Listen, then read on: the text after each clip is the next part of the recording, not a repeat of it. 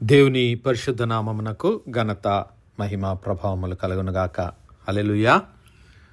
మరొకసారి ఈ అనుదిన బైబిల్ ధ్యానములకు మీ అందరినీ మన రక్షకుడు ప్రభువైన యేసు క్రీస్తుల వారి పరిశుద్ధ నామములో ప్రేమతో ఆహ్వానిస్తున్నాను. ప్రియులారా, యేసు క్రీస్తు ప్రభుల వారి జన్మము ఈ లోకమంతటికి ఆశీర్వాదమని దేవుడు తన ప్రవక్తల ద్వారా తెలియజేసినటువంటి వాగ్దానాన్ని ధ్యానిస్తూ ఉన్నాం. మరి ఈ క్రిస్మస్ ఆనందము, ఈ క్రిస్మస్ ఆశీర్వాదములు మన గృహములలో దేవుడు మెండుగా కురిపించాలని ఆ క్రీస్తు ప్రభుల వారి జన్మమును జ్ఞాపకము చేసుకుంటూ దేవుని పరిశుద్ధ లేఖనాలను మనము ధ్యానిస్తూ ఉన్నాం. మరి యేసు క్రీస్తు ప్రభుల వారు అబ్రహాము యొక్క ఆశీర్వాదమై ఉంటున్నాడు. అబ్రహామునకు దేవుడు వాగ్దానము చేసిన ఆశీర్వాదము, అలాగే యేసు క్రీస్తు ప్రభుల వారు అబ్రహాము యొక్క సంతానంగా పిలువబడుతూ ఉన్నారు. చూద్దాం. ఆదికాండము 17వ అధ్యాయాన్ని గమనిస్తే, అబ్రహాము 99 ఏండ్ల వాడైనప్పుడు యెహోవా అతనికి ప్రత్యక్షమై, నేను సర్వశక్తి గల దేవుడను, నా సన్నిధిలో నడుచుచు నిందారహితుడవై ఉండుము, నాకును నీకును మధ్య నా నిబంధనను నియమించి నిన్ను అత్యధికముగా అభివృద్ధి పొందించేదనని అతనితో చెప్పెను. అబ్రాము సాగిలపడి ఉండగా దేవుడు అతనితో మాట్లాడి, ఇదిగో నేను నియమించిన నా నిబంధన నీతో చేసి ఉన్నాను. నీవు అనేక జనములకు తండ్రి వగుదువు, మరియు ఇక మీదట నీ పేరు అబ్రాము అనబడదు, నిన్ను అనేక జనములకు తండ్రిగా నియమించి తిని గనుక నీ పేరు అబ్రహాము అనబడును. నీకు అత్యధికముగా సంతాన వృద్ధి కలుగజేసి నీలో నుండి జనములు వచ్చినట్లు నియమించుదును. రాజులు నీలో నుండి వచ్చెదరు. నేను నీకును నీ తరువాత నీ సంతానమునకును దేవుడనై ఉండునట్లు నాకును నీకును నీ తరువాత వారి తరములలో నీ సంతతికి నీ మధ్య నా నిబంధనను నిత్య నిబంధనగా స్థిరపరిచేదను. దేవుడి నామానికి మహిమ కలుగునుగాక. ప్రియులరా, మరి దేవుడు అబ్రహాముకు వాగ్దానం చేశాడు. అబ్రహాముతో దేవుడు అన్నాడు, నిన్ను ఆశీర్వదిస్తాను, నిన్ను ఆశీర్వదించు వారిని ఆశీర్వదిస్తాను, నీ నామమును గొప్ప చేస్తాను, నీ యొక్క సంతానములో నుండి ఈ లోకమంతటిని ఆశీర్వదిస్తానని దేవుడు వాగ్దానం చేశాడు. దేవుడు చేసిన ఆ వాగ్దానం ఏమిటి అంటే, ఆ ఆశీర్వాదము లోకమంతటికి దేవుడు ప్రకటించినటువంటి సువార్త, తన ప్రియ కుమారుడైనటువంటి యేసు క్రీస్తు ప్రభుల వారి పరిశుద్ధ నామములో దేవుడిచ్చినటువంటి సువార్తయే ఆ ఆశీర్వాదము. ఏమిటి ఆ ఆశీర్వాదము అంటే, ప్రియులారా, దేవుడు లోకమును ఎంతో ప్రేమించెను కాగా తన అద్వితీయ కుమారుడిగా పుట్టినటువంటి యేసు క్రీస్తు ప్రభుల వారి నామమందు విశ్వాసముంచు ప్రతివాడు నశింపక నిత్య జీవము పొందినట్లు దేవుడు యేసు క్రీస్తు ప్రభుల వారిని అనుగ్రహించాడు. అనగా అబ్రహాము సంతానములో పుట్టినటువంటి యేసు క్రీస్తు ప్రభుల వారిని ఎంతమంది అయితే తమ సొంత రక్షకుడిగా అంగీకరిస్తారో వారందరూ ఆశీర్వదించబడతారు. అనగా వారి పాపములు క్షమించబడి దేవుని కృపచేత వారు నీతిమంతులుగా తీర్చబడి దేవుని నిత్య జీవమునకు వారసులవుతారనేటువంటి ఆశీర్వాదాన్ని దేవుడిచ్చాడు. అంతేకాదు ప్రియులారా, మరి యొక్క వాగ్దానం ఏమిటి అంటే, నీ సంతానము అంటూ ఉన్నాడు దేవుడు. నీ సంతానము, ఇదిగో నేను సర్వశక్తి గల దేవుడను, నా సన్నిధిలో నడుచుచు నిందారహితుడవై ఉండుము, నాకును నీకును మధ్య నా నిబంధనను నియమించి నిన్ను అత్యధికముగా అభివృద్ధి పొందించదనని అతనితో చెప్పి, ఇదిగో నీవు అనేక జనములకు తండ్రి వగుదు. 99 ఏళ్ల వయసు వచ్చింది అబ్రహాముకు, ఇంకా పిల్లలు కలగలేదు. దేవుడేమో నీ సంతానమును ఆశీర్వదిస్తాను, ఇసుక రేణువుల కంటే ఎక్కువగా నీ సంతానాన్ని ఆశీర్వదిస్తాను, ఆకాశ నక్షత్రముల వలె నీ సంతానాన్ని విస్తరింపజేస్తానని దేవుడు వాగ్దానం చేస్తూ ఇక్కడ ఆయన అంటున్నాడు, ఇదిగో నీవు ఇక మీదట అబ్రాము అనబడవు, అబ్రహాముగా నీవు పిలువబడతావు అనగా అనేక జనములకు నీవు తండ్రిగా మరి నియమించబడుతున్నావని ఆయనను దేవుడు ఒక నూతన నామమును దేవుడు ఆయనకు అనుగ్రహించాడు. అబ్రాము అనే పేరును తీసివేసి అబ్రహాము అనేది ఆ పేరును ఆయనకు అనుగ్రహించాడు. జనములకు తండ్రి, విశ్వాసులకు తండ్రిగా దేవుడు ఆయనను పిలుస్తూ ఇక దేవుడు చేసిన వాగ్దానం ఏమిటి అంటే, నీకు అత్యధికముగా సంతాన వృద్ధి కలుగజేసి నీలో నుండి జనములు వచ్చునట్లు నియమించుదును, రాజులు నీలో నుండి వచ్చెదరు.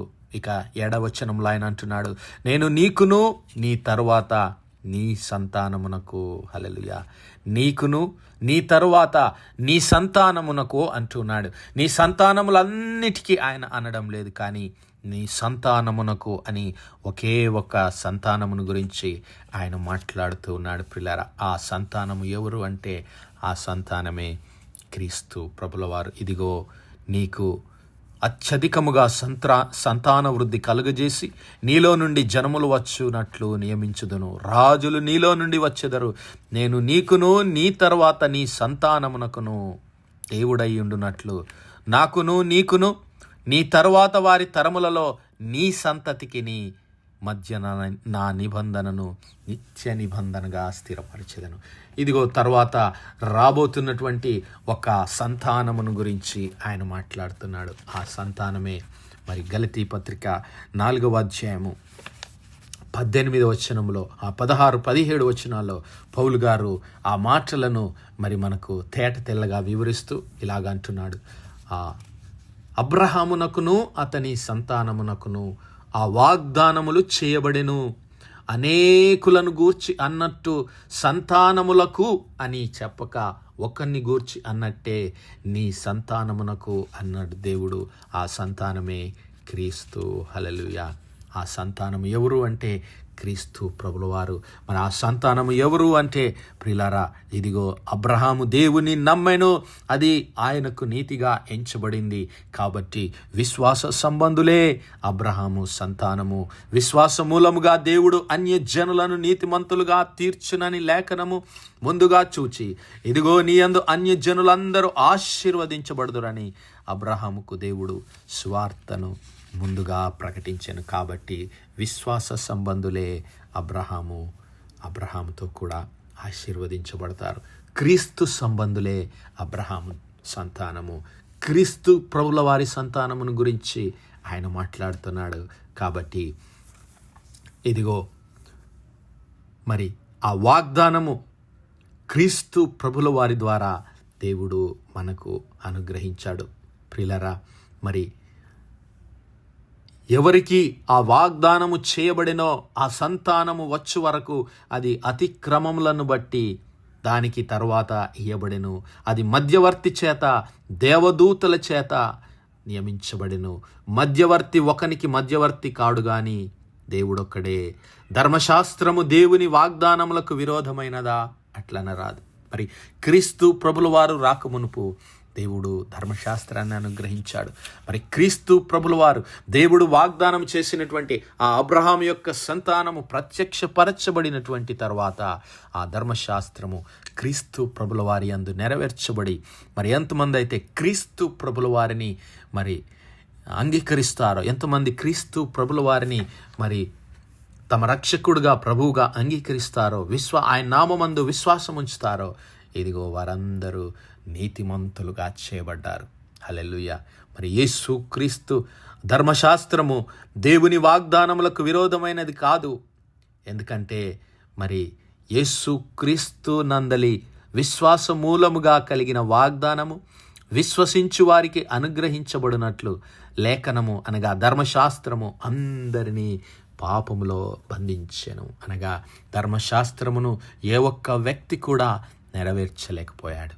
అందుకే మరి దేవుడు ఇక తన ప్రియ కుమారుని పంపి తన కృపను, తన ప్రేమను, తన రక్షణను, తన ఆశీర్వాదాన్ని ప్రత్యక్షపరిచాడు.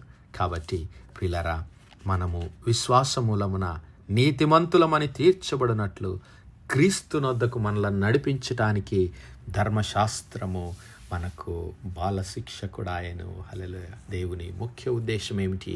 ధర్మశాస్త్రం దేవుడు ఎందుకు అనుగ్రహించాడంటే మరి మన స్వక్రియల చేత మన యొక్క స్వంత కార్యముల చేత మనము నీతిమంతులుగా తీర్చబడలేము.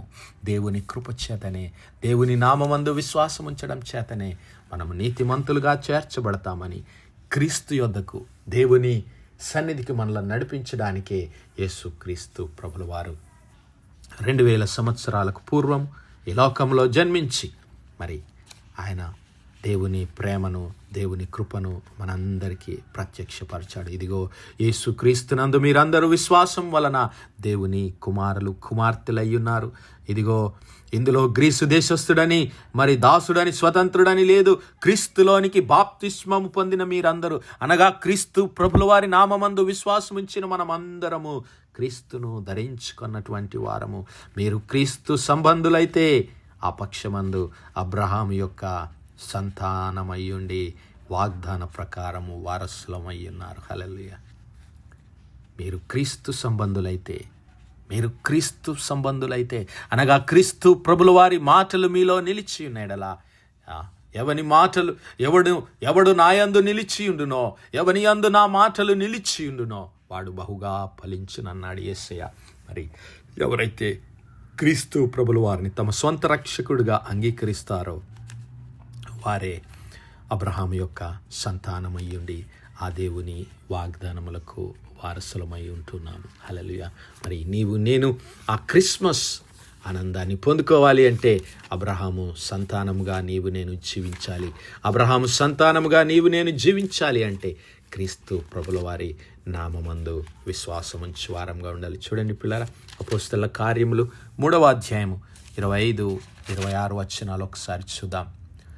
ఇదిగో 24వ వచనం నుంచి, మరియు సమూయేలు మొదలుకొని ఎందరు ప్రవక్తలు ప్రవచించిరో వారందరూ ఆ దినమును, అనగా క్రీస్తు ప్రభుల వారి రాకడను, క్రిస్మస్ మరి క్రీస్తు ప్రభుల వారి లోకంలో జన్మించే ఆ సంపూర్ణ పరిపూర్ణత కొరకు వారందరూ ప్రార్థించారు. అయితే మరి ఆ ప్రవక్తలకును దేవుడు అబ్రాహాముతో నీ సంతానమందు భూలోక వంశములన్నీ ఆశీర్వదించబడనని చెప్పి మీ పితరులతో చేసిన నిబంధనకు మీరు వారసులయ్యున్నారని మరి చెబుతూ, దేవుడు తన సేవకుని పుట్టించి మీలో ప్రతి వానిని దుష్టత్వము నుండి మళ్లించుట వలన మిమ్మల్ని ఆశీర్వదించుటకు ఆయనను మొదట మీ వద్దకు పంపెను. హల్లెలూయా.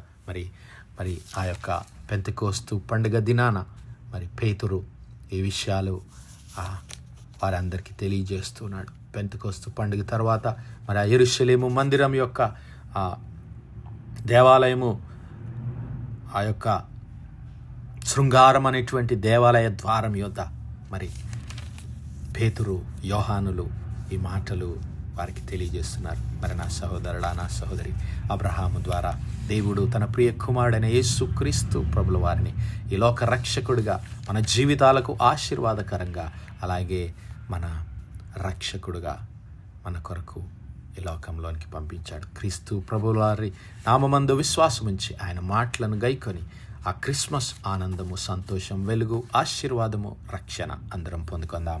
అతి కృప, అతి ధన్యత దేవుడు మనందరి జీవితాల్లో అనుగ్రహించునుగాక. ఆమెన్, ఆమెన్, ఆమెన్. ప్రార్థించుకుందాం. హల్లెలూయా, హల్లెలూయా, హల్లెలూయా, హల్లెలూయా. స్తోత్రం, స్తోత్రం, స్తోత్రం, స్తోత్రములు తండ్రి. అత్యంత కృపాభరితుడవు, అత్యున్నత సింహాసనంపై హాస్యనుడవైన మా ప్రియ పరలోకపు తండ్రి, చెమ్మగలిగిన మా దేవ, సైన్యములకు అధిపతి వగు మా యెహోవా తండ్రి, కృపా కనికరములు గల మా ప్రభువా, సూర్యోదయం మొదలుకొని ఇంత మటుకు మా తండ్రి మీ చల్లని రెక్కల నీడను భద్రపరిచి అయ్యా మరొకసారి మీ ప్రియ కుమారుడు మా ప్రభువైన యేసు క్రీస్తుల వారి పరిశుద్ధ నామములో దేవా మీ కృపా సన్నిధానంలో ప్రార్థించడానికి సజీవ లెక్కలో మమ్మల్ని లెక్కించిన మీ ప్రేమకు వందనాలు, కృతజ్ఞతాస్తుతులు, స్తోత్రాలు, స్తోత్రాలు, స్తోత్రాలయ్యా.